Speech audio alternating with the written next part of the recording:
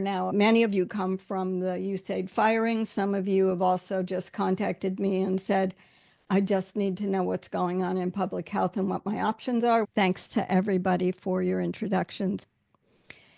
What I'd like to do to get started is I can only imagine what the last few days are like. You can tell me horrible.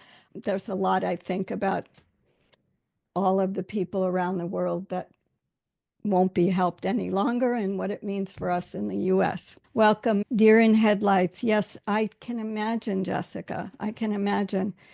Shattered, insecure, and grief. Yes, you all are grieving. I'm starting to cry now. We're all grieving on so many levels. Overwhelmed, angry, sad, and terrified. Yes, terrified. Struggling. Your head is swimming. Yes, yes. Ron says he's sorry things are happening like this, but he's grateful that we have opportunities to be together. We're all trying to help each other, but you also have some realities, and there will be a little bit of bad news in this, things that you all know because some of you wrote about it in your registration form. Grief, sadness, frustration, exasperation, yes. Here's the takeaway for today. Much of what you asked me about is, and I'm going to paraphrase the more than half of you that wrote this as a question.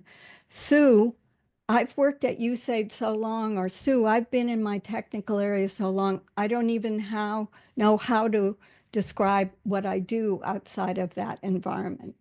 I'm here to guarantee you that you have a lot of ways you can identify and describe your unique contributions. And there's some of you on here who've taken the course with Ron and me, some of you who I've known for many years. I work hard to make sure that you always have actionable advice. And that's what's going to happen today. So here's what we're going to cover. What do I know right now about the job situation? What are you going into? And what things aren't you maybe even aware of? Then we're going to talk quickly about helping yourself and getting help. And by this, I don't mean going to a counselor, but where and how you can move forward. I focus a lot on making sure you understand what you control in all of this. And I hope it will be affirming to you that you control a lot more than you thought about, because there are things you're probably not doing because you've been a busy AID contractor, AID officer, field staff, consultant, whatever. And finally, we're going to end with how can AI help me? Because I think that there's a couple key products I've found that can help you make some progress pretty quickly. And one of them is relatively new, and I hope that you'll enjoy the opportunity to figure out who you are with the help of AI. I just briefly want to say to people who maybe only know me from seeing my post on LinkedIn, I have a global mentoring consultancy. It's 15 years old now, but I also spent almost 4 decades as a public health program evaluator, lived and worked a lot of places. But the most important thing, and it seems bizarre given how grief and angry and terrified you are to be celebrating, but the fact that you showed up here today says that you're ready to put your toe forward, at least make a little bit of progress forward. And that's why I do what I do, because when people show up, I want to make sure Ron and I can help them. Ron, I just realized I forgot to put your picture in, but can you get on and introduce yourself, please? Sure, yeah. I think is my video there. I've been looking at all the people here. Okay. Oops. So yeah, I'm Ron Anderson, and I'm currently in Mexico. I live in Nova Scotia, Canada. And Sue and I have been working together. We've been calculating, and it's about 5 years. So we work together on the professional presence course, MentorTime, and several other offerings that Sue Mentors does. So I'm so pleased to be able to help Sue, help you, because this is a uniquely US problem right now, but the world is hurting, and we're here to be support. And it's something I decided as I was leaving the military is I wanted to be able to offer those things that I have learned through the military and other places to try and help others. And so thank you for giving me the opportunity to help you, help Sue, help you in this difficult time. So that's Well, And you're Canadian, so you help balance out well, perspectives. We both do yeah. global work. He has a lot of different perspectives that help as well. Thanks very much, Ron. All right, let's go on to the job situation. I had in my mind this David Bowie song, Changes, but it's mostly because there's no song named Shifting Sands. Here's what I'm hearing from all of you. My career has always been in MCH. I get that. I really need to pivot away from global health, away from something that people made various comments, and I have heard that the last couple of days in the LinkedIn posts. My resume hasn't been updated in more than 2 years. It's not just you all. I hear this over and over again, and so does Ron when we have people in our professional presence course. You get busy, you don't have time to do it. And I said this to you, those who registered early got an email from me saying over half of you asked in some fashion about understanding and better able to have an idea about what are your transferable skills. So before we get started, I want to pair each of you up. It's a random pairing. Ron's going to push you into a breakout room for 3 minutes to introduce yourself briefly to each other, because even though you're all in pain from the exact same event, you are the best group to be able to get together and begin to build a community because of the shared experience that you have. 3 minutes, just a brief introduction, or say whatever you want. It's just the two of you. And we'll come back together in 3 minutes. Welcome back, everybody. Let's go on to the overall hiring outlook. So every quarter since May of 2021, I believe, Ron, when we started MentorTime, I started talking about what's going on with jobs. Some of these slides are from December, but they're the larger picture of things that I want you to know about that will start affecting all of us. There was a report that came out last year that cited that freelancing was on the rise. Now, they don't define freelancing as different from owning your own consultancy business, but some version of not being an employee. And as you can see in the top yellow, we now have over 1/3 of employed US workers identify as independent workers. I, of course, wish I could see the original data because I'm not sure it's 1/3 of everybody. The thing that this report is saying is, HR, you better get used to, this is my rephrasing of it, you better get used to people who aren't employees who are going to be working freelance and coming in and out. And companies are now saying, oh, I can not be having expensive employees sitting around if I don't need them. I'll just hire freelancers. These are flexible work arrangements, but I'm not sure that bosses and HR really understand what it means to have a huge workforce of freelancers. Another trend that came at the end of last year is what they're calling the war on middle managers. In the US, they are gutting middle management positions, 8 to 15 years. So very senior executives who are old like me are bossing around very young, new generation workers, and there's no one to help orient those people. It's being watched as an experiment in process with great interest. You all may not know RTO, but return to office is what they call it, the pressure to get everybody back in the office. We have seen in the last 6 months, even people who had remote jobs being told they're no longer going to be fully remote. And when we see in job postings or when people get jobs, they tell me the maximum hybrid is usually 1 to 2 days a week. And in many cases, it's not even that much. Two of you, when you registered, said, I don't know what I'm going to do. Look at all of us now on the market for the same or fewer positions. But I'm here to tell you this email came a little bit tone deaf from LinkedIn, was in my email on Wednesday morning or Tuesday morning. Here's some DC-based jobs. So there are people that are still hiring, and we'll talk about that.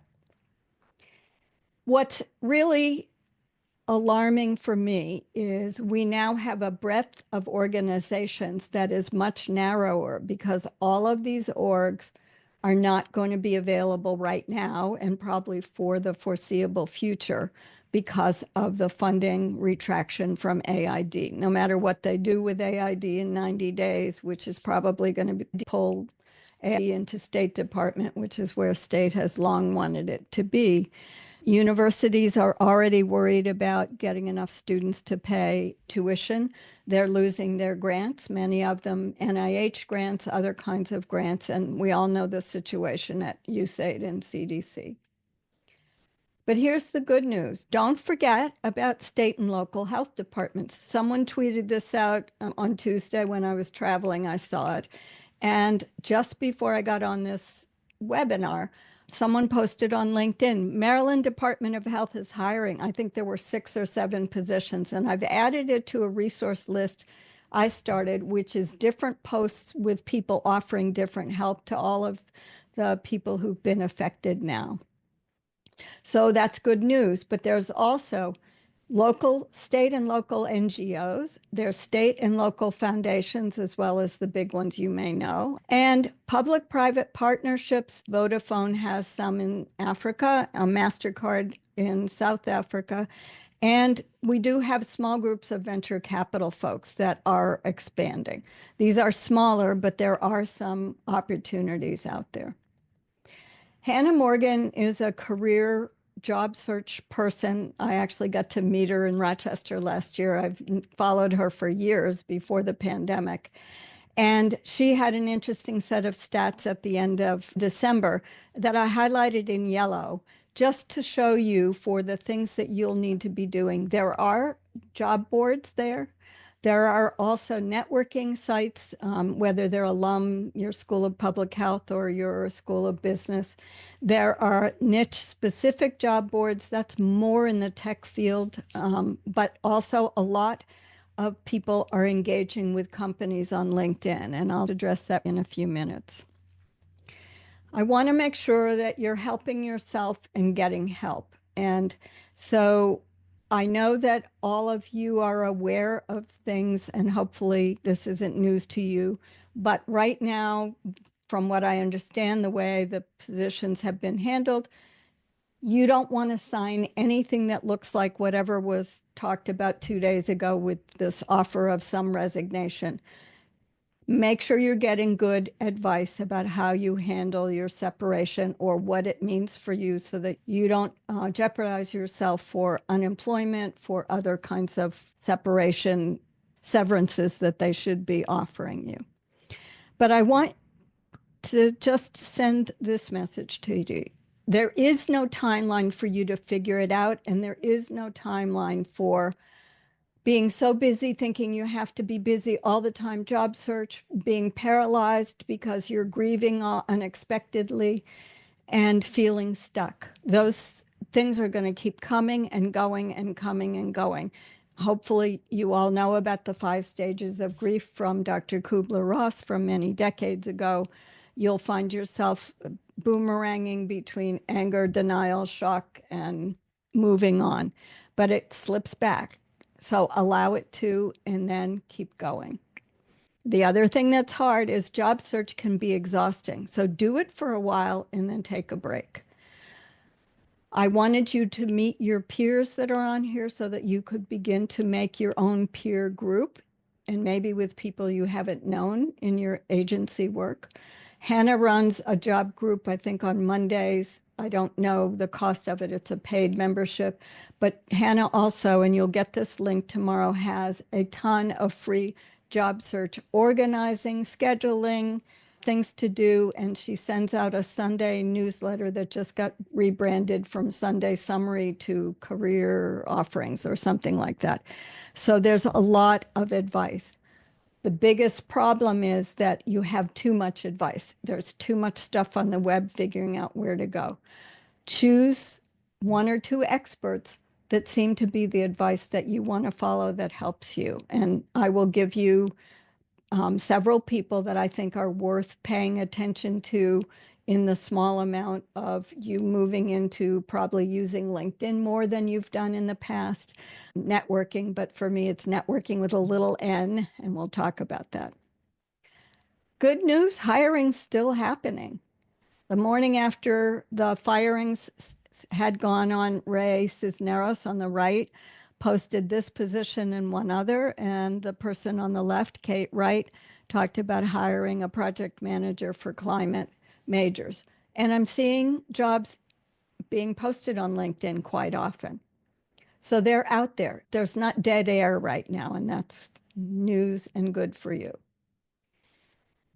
Ultimately, everything for you is a two-way conversation. Actually, most of our life is always a two-way conversation. And we're only in charge of what we can put out there, and that's what we control. Keep in mind that whether you want to see the black and white side of the convo or the color side of the convo, you only know whichever side you've chosen to be on to represent yourself.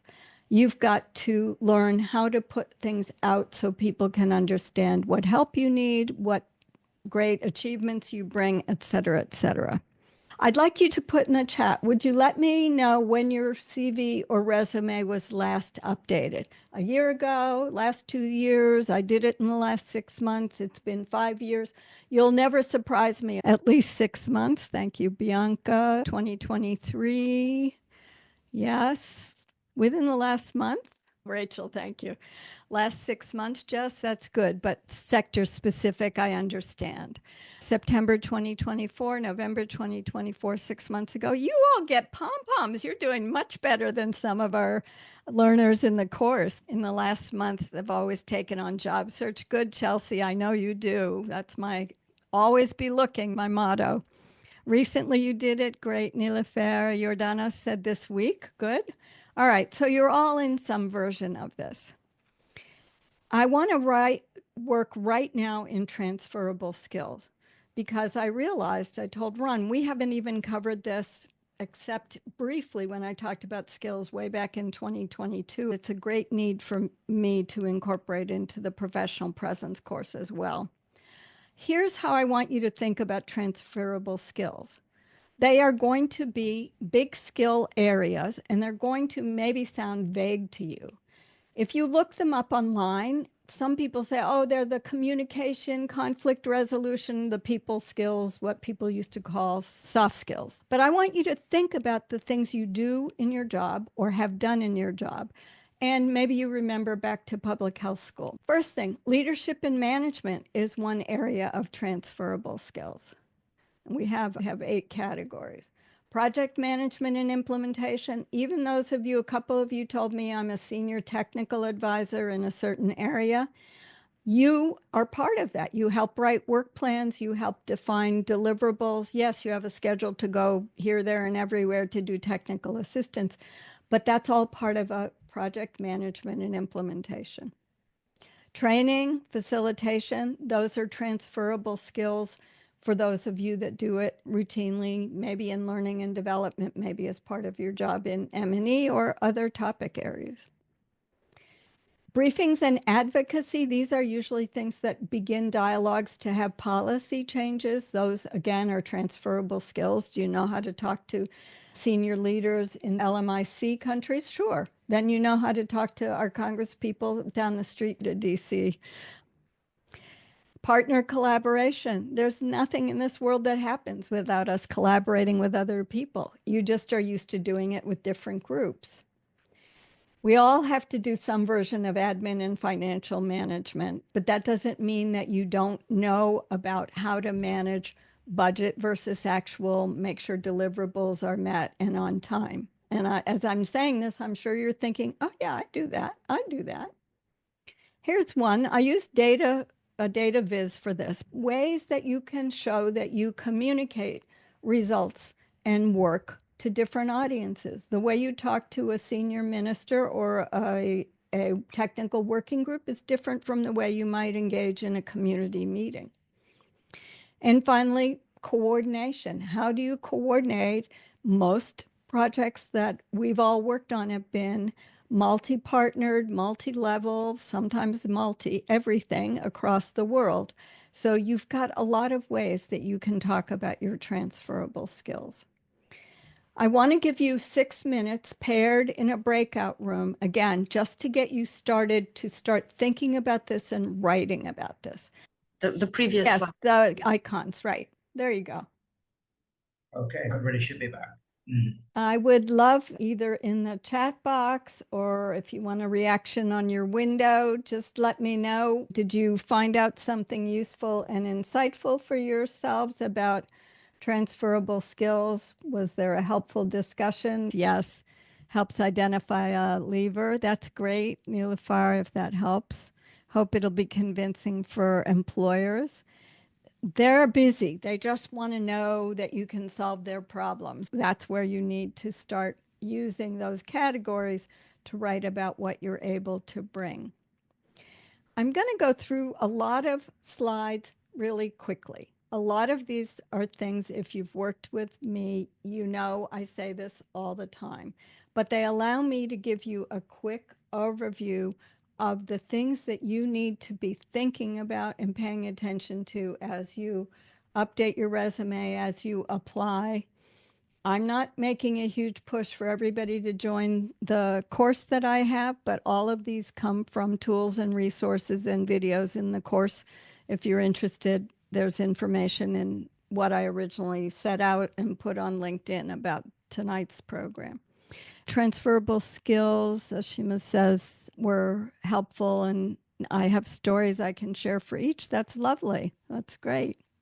The first one, if you don't tell your story, who will?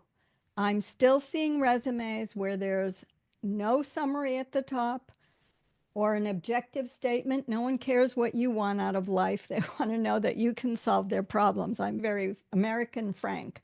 The person reading your resume or glancing at it wants to know, is this the solution to my hiring problem? You will help yourself in many ways if you get away from the laundry list, a long list of bullets, even though I know all the job postings have long lists of bullets. It's not the doing, it's the done. Not I did this, I did data analysis, I prepared tables. It's what did you contribute to? And we'll talk about that in a minute. I want you to learn to lead with outcomes you've contributed to. I have a formula for this on how to write evidence-based statements. And in the last year, I've been moving towards contributing to what happens. My work as head of the evaluation center at my company was part of what my boss needed to accomplish with other groups that reported to him. So my work was to get work, deliver it reasonably, and be able to make the commitments annually that we had put in our work plan for my group as part of what the larger group vice president had to do.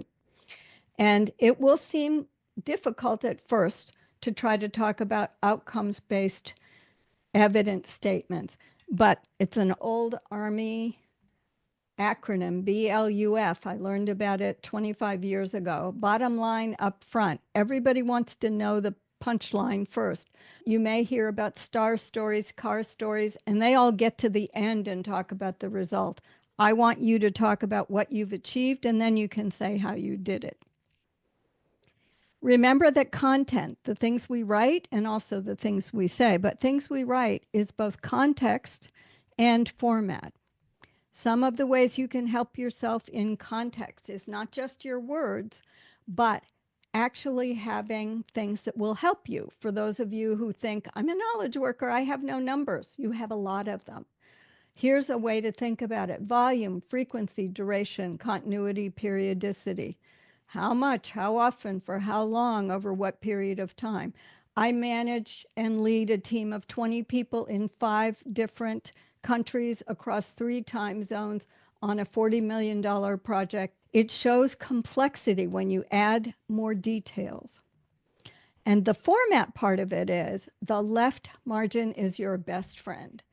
We know that for many years, resume reviewers, HR people, recruiters skim the left side of your written document and now on screen. On screen, everybody scans. No one stops to read initially. They scan and they look for information. So if it's 6 to 10 seconds going down the left margin, you want powerful verbs on the left margin. You want important information close to the left margin as much as you can. But just be aware of that. And the way in which you want to lead with your outcomes helps you when you write and have things on screen for your application, for your resume CV, for your cover letter, and also for your LinkedIn profile. I have talked about something I call credibility cues. These are signals that you can use to make sure that people don't have to work to find out more information about you. I still see resumes and CVs coming where you don't have your degrees after your name. LinkedIn now lets you put degrees after your last name in your name field for last name. Put them there so that then you see my About section on LinkedIn. My About section leads with, on the left margin, Sue Mentors, that's my consulting. My name, Sue Griffey, DRPH, BSN. No one's going to read DRPH. They're just going to say, oh, she has a doctorate. Oh, she's a bachelor's of nursing to themselves. The second credibility cues, top skills. LinkedIn 2 years ago started the ability to add skills to each job you do. But in your About section, and that's why this is pasted here, you can use your 5 most important skills to signal to people who may never open up your About section. They may only read the 3 or 4 sentences LinkedIn is showing here, but they can, oh, she works in customer engagement. Oh, she does data viz, whatever it is. And I do recommend that in your resume CV in the template we now have in the course that you add 3 skills for each of your jobs. It just helps you distribute the skills throughout the work that you've done. And finally, LinkedIn has a featured section, which is right under your About section before they get to your experience. And it's nice and colorful. You can describe something you can describe a paper you've written, you can describe a meeting you've held, whatever it is, but it tells people this is a person who's engaged and delivers work. I want to just briefly let you know that the world of resume and CV used to be very different. We talked about CVs globally. The people in the US talked about resumes and had no idea what CVs were because they said they weren't in academia. It's now conflated in job postings. These are 3 job posts I looked at today for the DC area. One says, to apply for this position, email your resume and cover letter. That's unusual. That may be to a recruiter instead of using an applicant tracking system. But job postings are not specifying a page length. One that I saw from USAID a month ago said, a resume of any length, which is really your long CV, but aim for 2 to 3 pages. Don't get paranoid about whether it runs onto a third. By the time you're getting to a fourth, you probably need some help cutting it down. The second job extraction on the right that I showed you, the selection process calls it a CV review. So they're saying CV, whatever they mean by that. And the third one didn't even say what it is. They said there's an application. And all of the ways that you all apply now are through these online portals. I can't get to any more detailed information than what I'm showing you here. Unfortunately, it looks like they've stopped putting in what documents you need to prepare. But generally, cover letter should go with a resume. And there's plenty more information on that if you need it. You want to make sure that you don't use a fancy template in Canva or any of the other fancy templates that have columns, that have lots of lines, that use table format. All of those things are not formatted for the applicant tracking system, the ATS. But use a straightforward template like we have in the course. I believe Hannah has one that also is well formatted. That means that both the automated system and a human reader can read it with just a little bit of extra bolding and underlining. Almost every job goes through the ATS, except that first one I showed you. And usually if they ask for a cover letter and resume to go to an email, usually means a recruiter is handling it. But here's the mythology I want to make sure you understand. The ATS is set up, it's a dumb system with variables it's looking for. It has criteria to apply. You don't get booted out because you did something bad on your resume. You get booted out if you don't meet the degree requirement, the years of experience, the language, whatever are these variables that would be things that can be counted or quantified. And if you make the cut, a human will next review your resume. That's the good news. Now, sometimes with all the positions, and someone asked about the fact that you all will be competing for limited numbers of positions, they may not get to your resume where it is in the pile. So you want to apply early as you see a job posting come out. And there is some advice for applying on a Monday morning, but I've only heard that in one place and I couldn't validate it yesterday when I found it. If you have at least 60% of the top 10 task areas or tasks that the job posting is asking for, go ahead and apply. You don't want to show you're a perfect match because that means you can't grow anywhere. So you're going to show how you can grow into the position, how you've done more with less and doing it differently. And don't forget about innovations from adaptations you made during COVID lockdown. You all probably have some really interesting ways that you've been able to innovate and use technology where you had to while keeping global health moving along when you couldn't travel. On to LinkedIn, get known and noticed. First, start with increasing your virtual visibility. If your profile's pretty decent and everybody who registered or everybody who asked me to join in the last couple of days, I have a tool where I download a full view of your LinkedIn. They seem pretty reasonable. There are some things that you want to make sure you focus on. That's step 4 in the course that I have. There's a checklist there if you want to use it. But substantive commenting is a low barrier to entry for you. If I post something tomorrow about this, you could write an 8 to 12 word comment showing your expertise, talking about the value you got out of tonight, whatever it is, not just congratulations, Sue, great webinar. You want to give someone the learning that you've gotten. And when you do substantive commenting, LinkedIn's algorithm takes note of that. That's for you to begin to get known and noticed. You can also use LinkedIn for networking, but know that there's a continuum of networking. It's not just cold messaging communications. There are many ways, warm networking, hot networking in terms of warming people and companies up by following them, by engaging with them. And I'm all about free, and I've been free since the first year of LinkedIn. I joined after the first full year in 2004. Do not pay for premium unless there's a feature that is not available in the free account that you really need to have. You can do a 1-month trial. Make sure you remember to cancel it. But I want you to know that you can do a lot right now with a free account. And that should get you more than started and get you where you need to go. Before we finish up with AI, I want to just know what resonated with you today in the chat box. If you could just tell me something you did, something you heard, something you didn't know. Thank you for the people who added some comments a while ago about transferable skills. Challenges is balancing between sector specific and transferable skills. Yes, I understand, but you'll find lots of examples. The course that I have, you can join Teachable and get into it. If you don't want feedback from me, that's fine.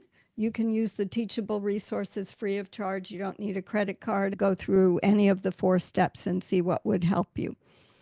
If you want to do the course, there are certain things you have to do to get feedback from me, including do the registration form. I'm using a non-ATS-friendly format. Okay, I'm glad you've identified that, Stephen. Be aware of that and know what you need to do when you're applying and what you might want to, what you might not want to continue doing. Not paying for premium and making meaningful comments on posts. Yes, that's great. Rethinking my resume to wow on the left. I love that, Jessica. I like that. Maybe I should say you need to wow people on the left, not just the Right. left margins. I now realize that it may have a double entendre, but yes. Oh, I wasn't even thinking about that. That's great. All right. Yeah, just Maybe if I I can won't. Yeah. comment, just if I can comment, Sue. Yeah, go It's ahead, Ron. funny. Yeah, we had some individuals comment on the non-ATS friendly format. I've just gone through a hiring practice here, several positions we were looking to hire for here in Mexico. And it's interesting, not one of the resumes I saw took any of your advice, including we saw one that was highly formatted, which was really beautiful, and all the rest of it was really hard to scan, really hard to Yeah. work with.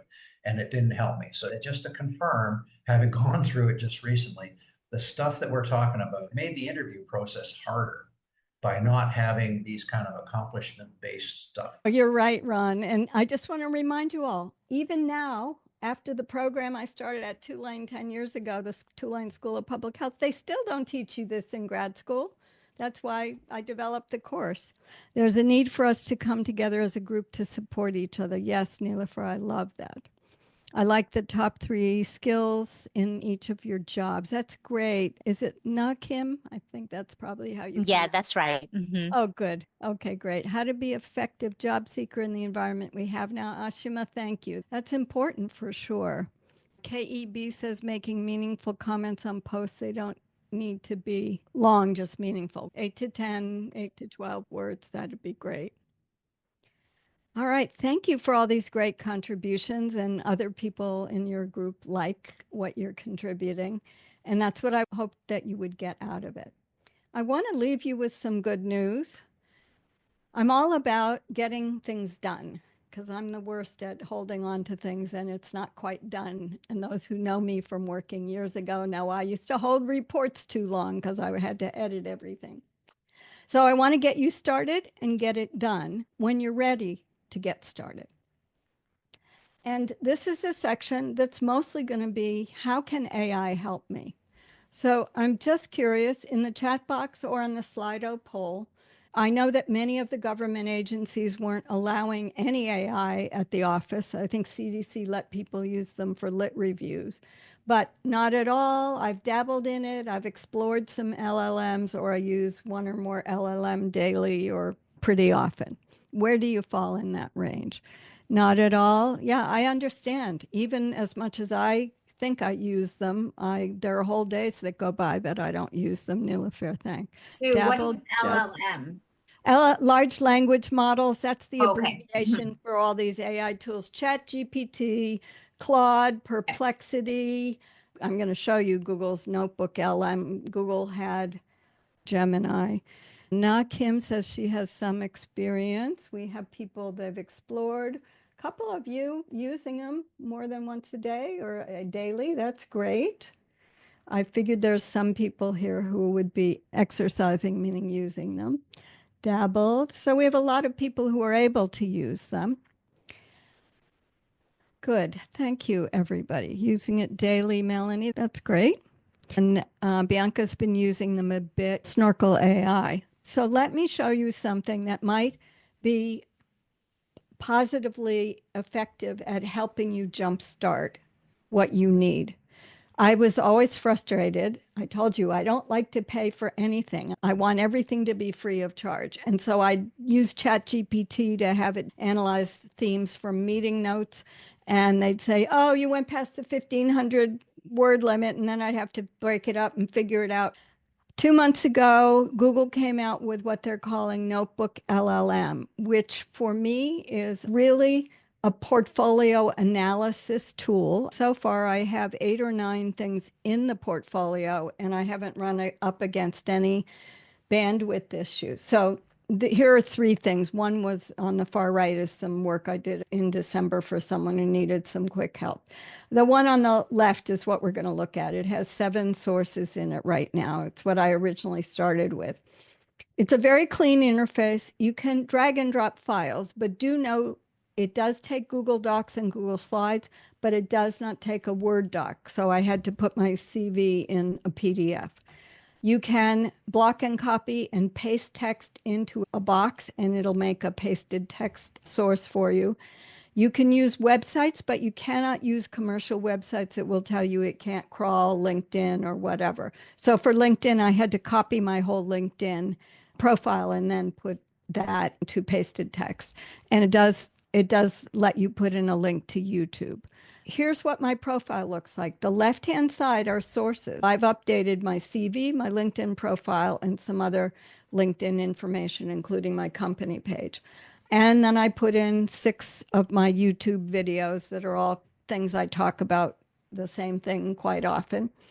And it will give you this little summary of whatever you put in. You can choose what you want it to show. You can say, take my 2 videos on guiding your reader to do data viz and analyze something. There's a chat box just like the other LLMs. And you can see on the bottom right, I covered up one confidential one, but these are different things. The 3 parts of the career I just was asking it about. Thank you, Stephen, for staying as long as you could. And thanks for the comment that you calmed down. That's great. So let me show you a couple things that this Notebook LLM and other GPTs will be helpful with. Updating and tailoring your resume. I think most of you have probably heard that you have to be careful and not use text that it gives you. You've got to modify it and write it in your own voice. But it's really good to do a grammar and spell check for your resume, for your cover letter. It's great at comparing a job posting to a resume you've already tailored. You can use it to identify the key tasks in a job posting so that you can tailor your resume. And you can identify transferable skills that you have to apply to different work. So I actually used the Notebook LM to take my CV and my LinkedIn profile and identify in the middle, yellow, 5 transferable skills and the evidence for each in my professional documents. And you can see it gave me mentoring, then program eval and training and capacity development. So hopefully that gives you some sense of how AI can positively move you towards a positive effort to begin to address how do I start with transferable skills and talking about myself. First, find out where you've done similar things across your career, and then start to write examples, your experience, evidence-based examples of where you've used it so you can begin to blend out the sector-specific things and talk about, instead of writing an MCH standards document, you can talk about write a document of national standards for all healthcare workers in 2 different cadres or something. By the way, Bianca, the pleas to the AI, I read Yes. something a few months ago. You have to be as polite as Oh, possible. really? That's so Positive interesting. feedback. Yes. And Okay. you should say after this, you'd say, you did a good job on that. I need you to be more precise. Or there are Oh, lots of different prompts for how to write it. But oh, there's that's actually a awesome. research study showing that if you thanked it and gave it guidance of what you needed in a positive way, you would get better output. And I'm thinking, who programmed this thing? I'm surprised a programmer thought about that.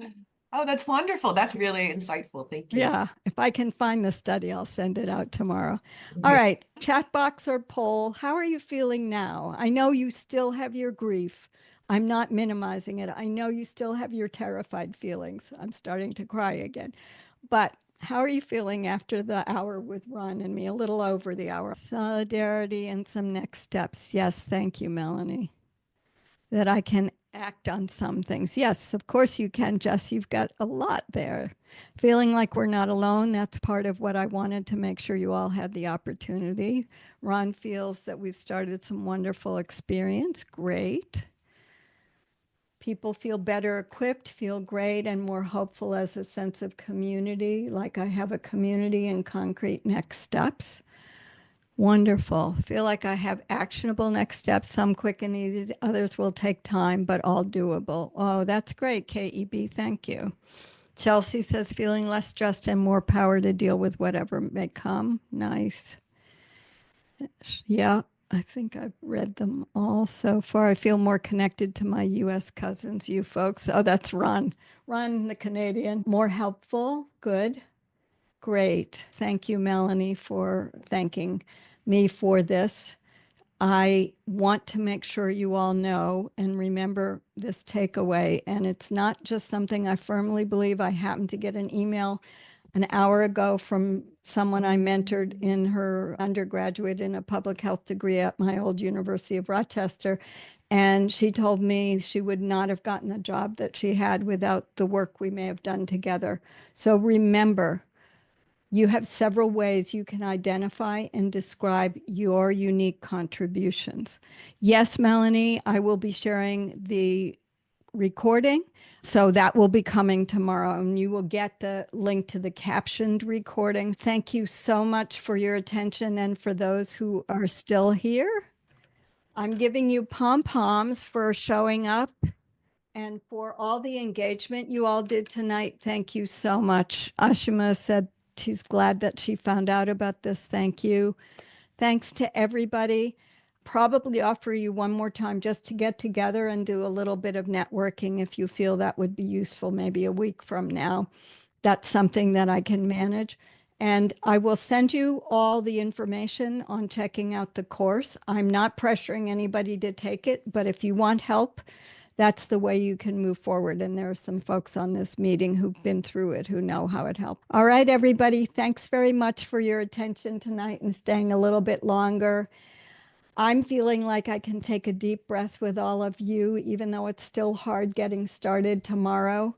Remember that all of us are here trying to help each other out. And I have no doubt every one of you, whether I've known you for many years or just met you today, you all are brilliant people because you wouldn't be fired from the jobs you had. And you had some pretty senior jobs, some of you. You all were doing great work. So we'll find ways for you to get to work doing it for other groups that need your help. Take care, everyone.